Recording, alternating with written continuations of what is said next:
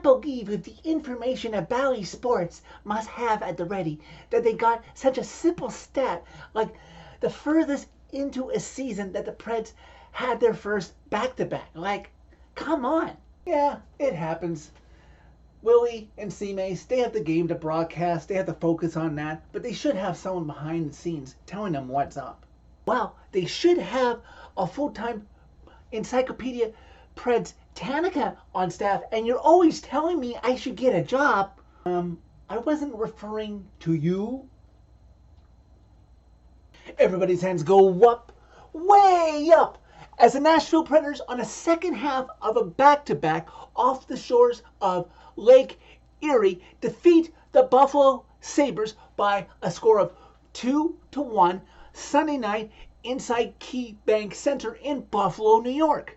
On the back of a 34-save stellar performance by Juuse Saros, Philip Forsberg's 13th of the season, the Preds get back on the winning ways, get back to NHL 500 as they prepare to face an old foe in their building for the first time on Tuesday night.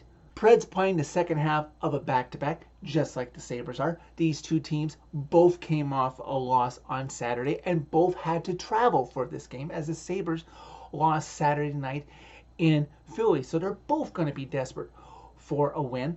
The Sabres going with a netminder the Preds are familiar with, having played him when facing the Sabres before. But it's a guy whose name makes me almost want to mistakenly say Juuse's dad's name, as well as his former mentor with the Preds, ukko-pekka Lankinen. I'm still going to get used to saying that. Mark Janikowski is also playing his first game of the season with the Preds. You may remember how much of a contributing factor he played last year in getting the Preds almost to the playoffs, but due to injury issues, he had to get called up from Milwaukee. He's been doing pretty well down there. I like to track Milwaukee's schedule and see how they're doing because, you know, it's the future of the Preds down there. Both teams, reflective of their records, are taking a few minutes to get their feet under them. Like I said, both having played on Saturday and both having had traveled. So, yeah, understandably, both a little tired. Juuse facing higher quality and higher quantity of shots early, but he has been better since the rotation of him with Lankinen alternating games. So maybe that has done him some good, that he is in much more of a rhythm.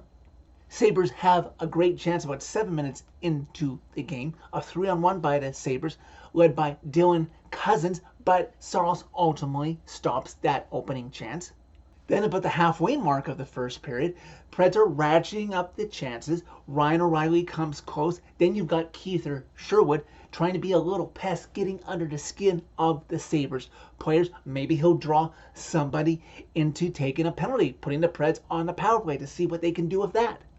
Off of the ensuing face-off after Sherwood was being a pest, Sabres win the initial draw, but the loose puck works its way back to number 9, Philip Forsberg, and he's like, oh, looky what I have here. Don't mind me if I quickly get a snapshot on net. Oh, look, it beats Lankinen. Look what my magic has done. The 13th of the season for Philip Forsberg gives the Preds the opening 1-0 lead.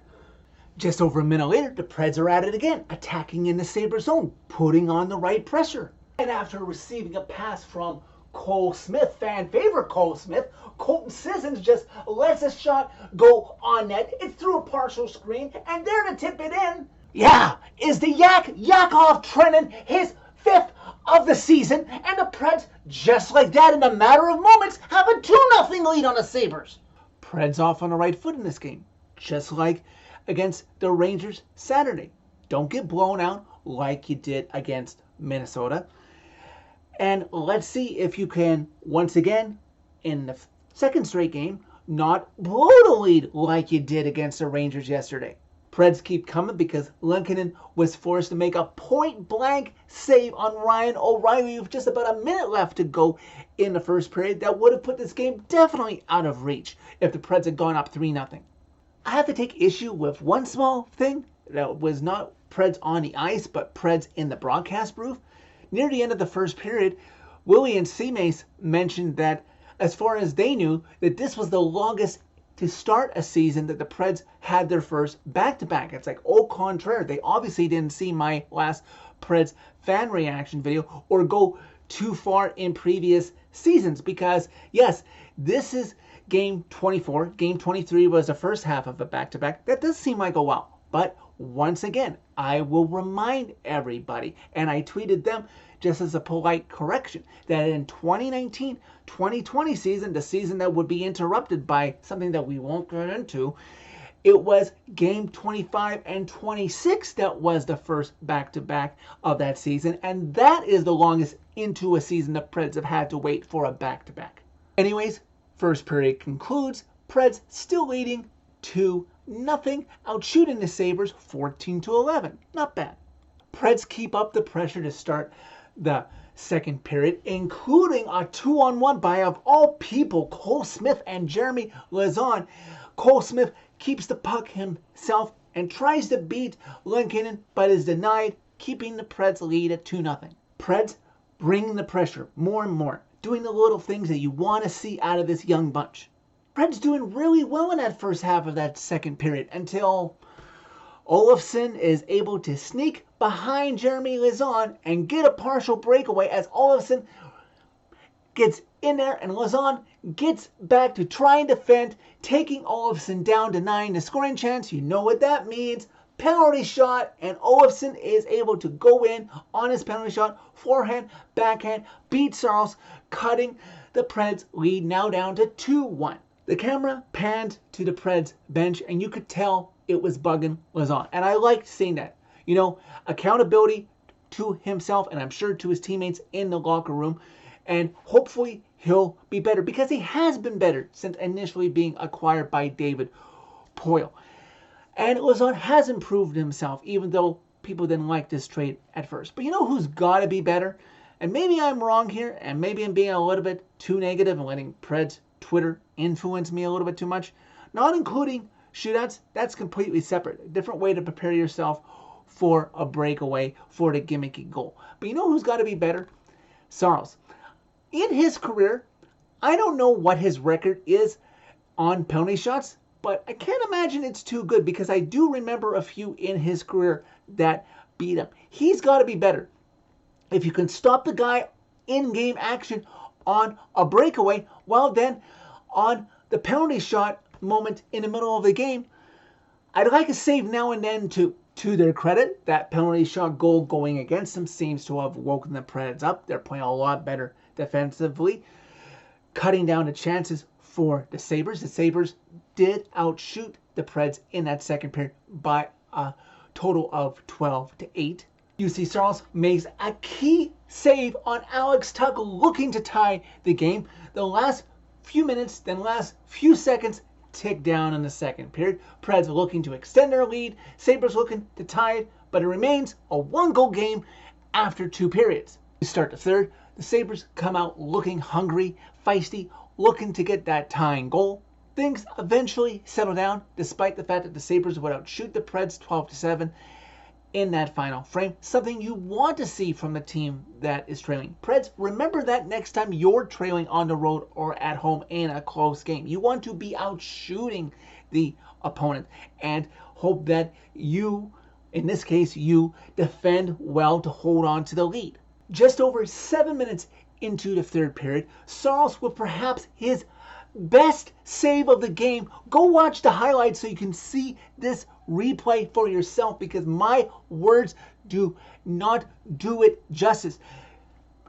Cozens is alone in front of Saros. He gets a shot and has the presence of mind to wait to try and wrap it around. Well, guess what? Juuse says, no, I am not. I am extending my left pad down across when you try to wrap and tuck it in, and it is not going in.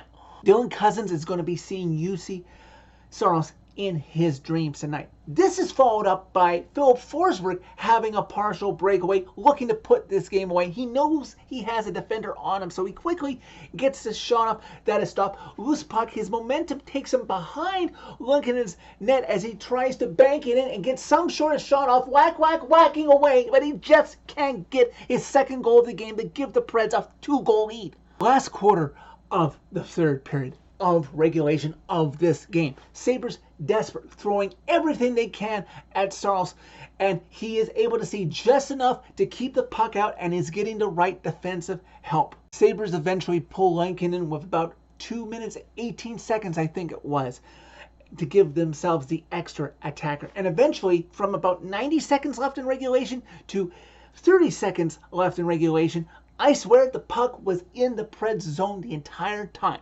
Well, they bent once again, but they did not break. And most importantly, the best penalty killer, even though they weren't on a penalty, just defending the league, the best man on the ice was Juuse, clinging to the 1-goal lead. Eventually, under 15 seconds, under 10 seconds, Sabres into Preds zone, desperate, trying to scramble to get some sort of shooting lane, passing lane, to get something on Saros so they can tip in and get that tying goal. But finally the horn sounds, and the Preds' best player of the game ensures the Preds bounce back. Victory, Preds 2, Sabres 1. I completely take back what I said about Saros in the moment with the penalty shot. Maybe I'll just have to live with that if I can get 60-minute efforts out of him that get wins like this on the road on a second half of a back-to-back when you need to be counted upon to help your tired teammates. Juuse came back strong after he shares the blame for some of the reasons why they lost to Minnesota last Thursday. He was totally accountable and was the first star, and if I could have, named him the second and third star next to Forsberg, of course, for getting the scoring starting back in the first period. One underlining thing that I haven't mentioned yet, but I will mention here in the summary. Major props to this team on a second half of a back-to-back that you didn't take a penalty? Wow. And you only had one power play chance, so I can't really give you too much flack for not scoring a power play goal. I can't remember the last time the Preds played a game where they didn't take a penalty. Oh, and let me not forget, after giving you flack, which you deserved, and Ryan O'Reilly took a lot of the blame for you when he shouldn't have, nearly 60% face-off percentage success against the Sabres? Yeah, if you do that a lot more often, you're not going to do that every game, but if you can get closer to that, you're going to get more wins than losses. Tense week ahead of you, Preds players and Preds Nation. So I hope all of us are ready for the Preds' first trip to the United Center on Tuesday night to hear that GD Son Chelsea dagger. Then one game back home against Tampa on Thursday before going to Canada on a Saturday-Sunday back-to-back. 4 games in 6 days starting Tuesday should keep these guys fresh. At least I hope it will. So that is it for this one. Thank you very much for watching. As always, click like if you like this video. Click subscribe if you really like it. You can find my social media as always by clicking on a channel name. Tell all your friends about Redemption. And All-Star Juuse Saros may take longer than we'd like to start a season to return to the form we know he can be. But when he reaches it, it is spectacular.